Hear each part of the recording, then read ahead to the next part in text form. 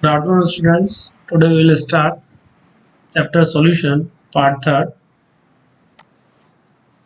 Today we will discuss about the one-to factor, and this is your last lecture of this chapter, second. So today we will finish chapter first and second completely. If you have any doubt, you can ask in our comment section. So see the chapter. Basically, one-to factor. What is one-to factor? One-to factor is given by one-to, that was the scientist. One-to factor represented by small I, that can be represented by as different formulas as shown on your screen. I is why what is necessary for the one-to factor to be included in this chapter, because scientists observe that after adding solute in particular solvent, it is observed that that solute may undergo association or dissociation. For example, let me explain.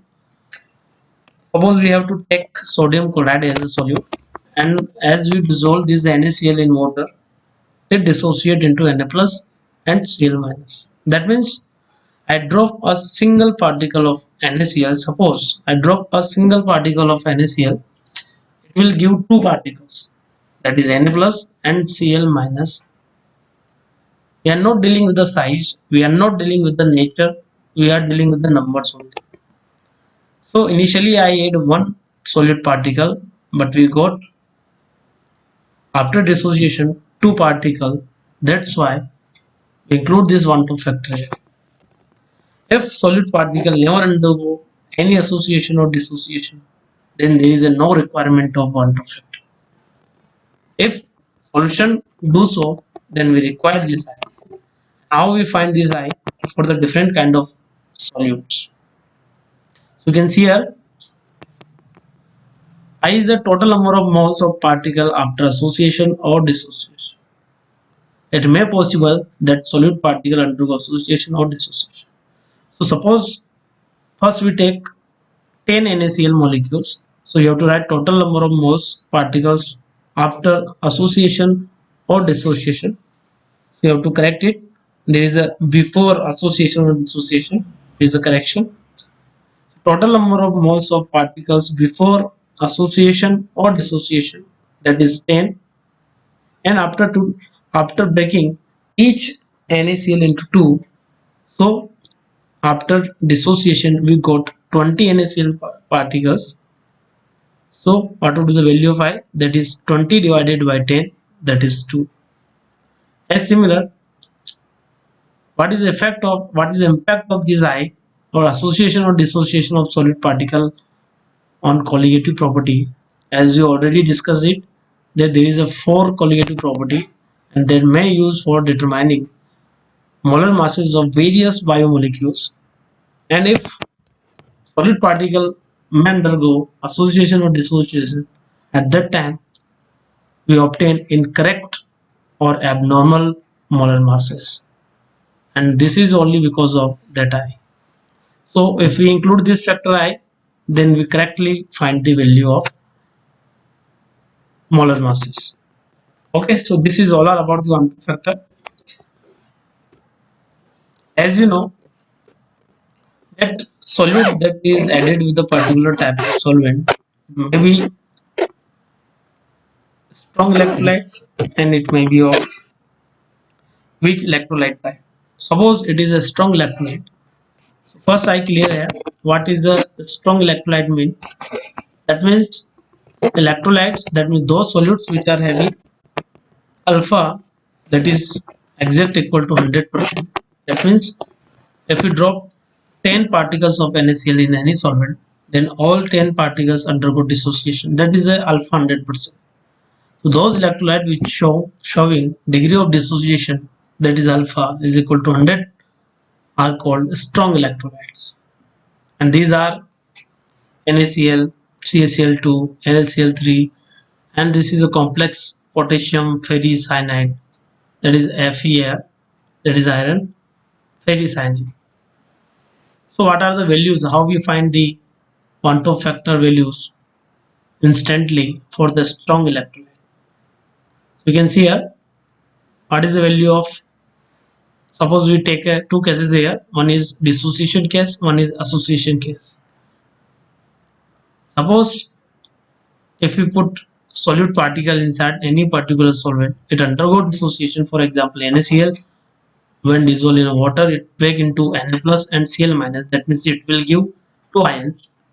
That's why it's Van 't Hoff factor, that is I value is become 2.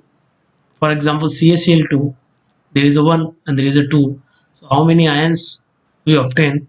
We obtain a single dipositive calcium ion and two chloride ion. So total number of ions are 3. So I value for the CaCl2, that means calcium chloride, is 3. As similar for the aluminum chloride, there is 1 and there is 3.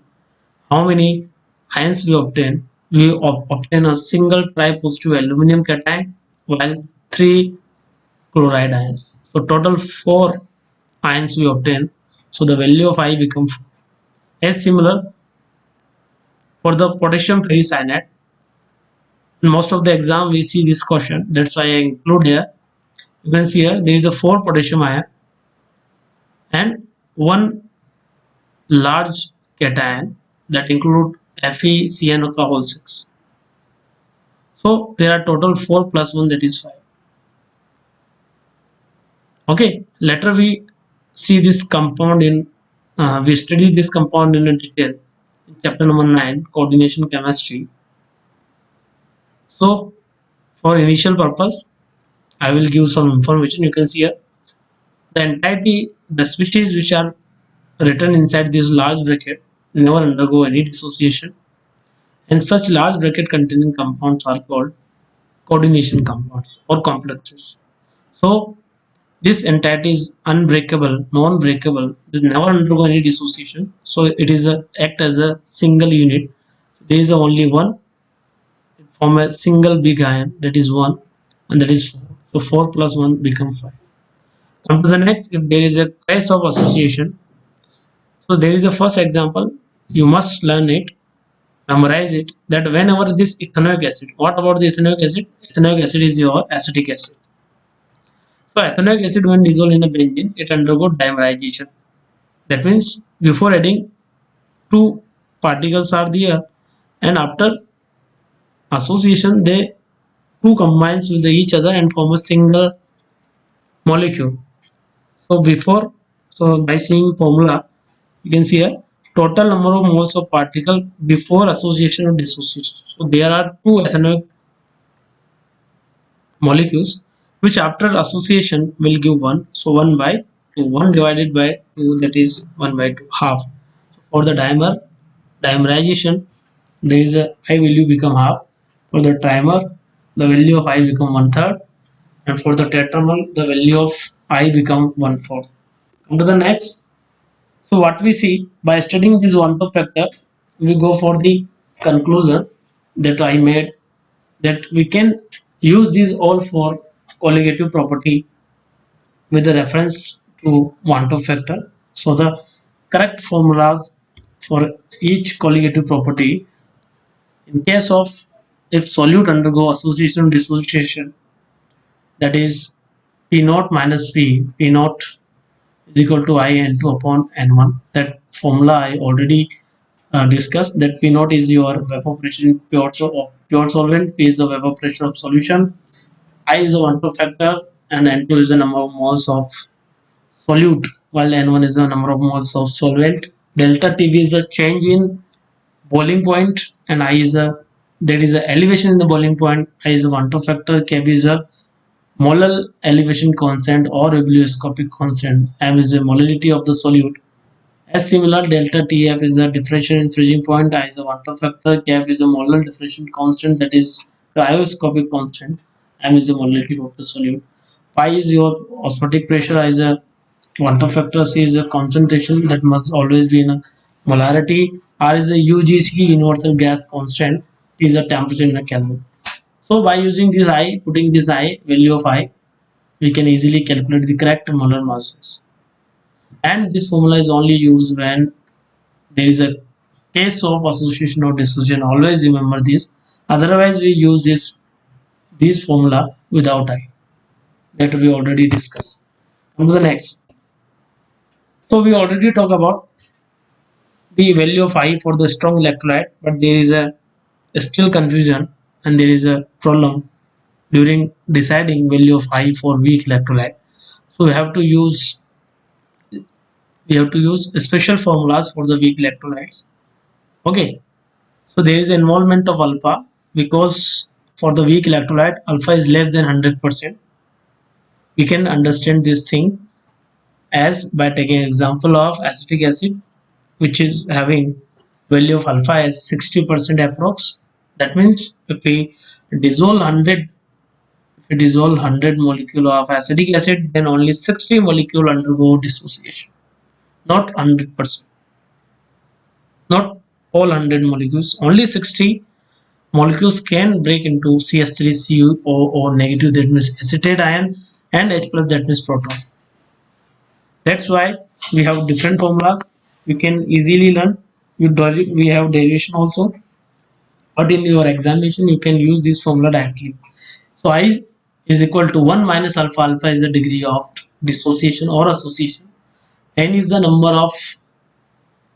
of ions formed after dissociation. Okay. So for the alpha is a, you can already, I already told you that alpha is the degree of dissociation. In that case, in case of association, this N represent the different values. For the dimer, it represent 2. For the trimer, it represent 3. As so, this is all about quantum factor. I prepared some exercise and also provide the answer below each questions. So you have to complete each and every question. You got to practice each and every question. If you got, if you interact with some difficulties, you can ask in our comment section. This is all about today lecture. Good evening and have a nice day.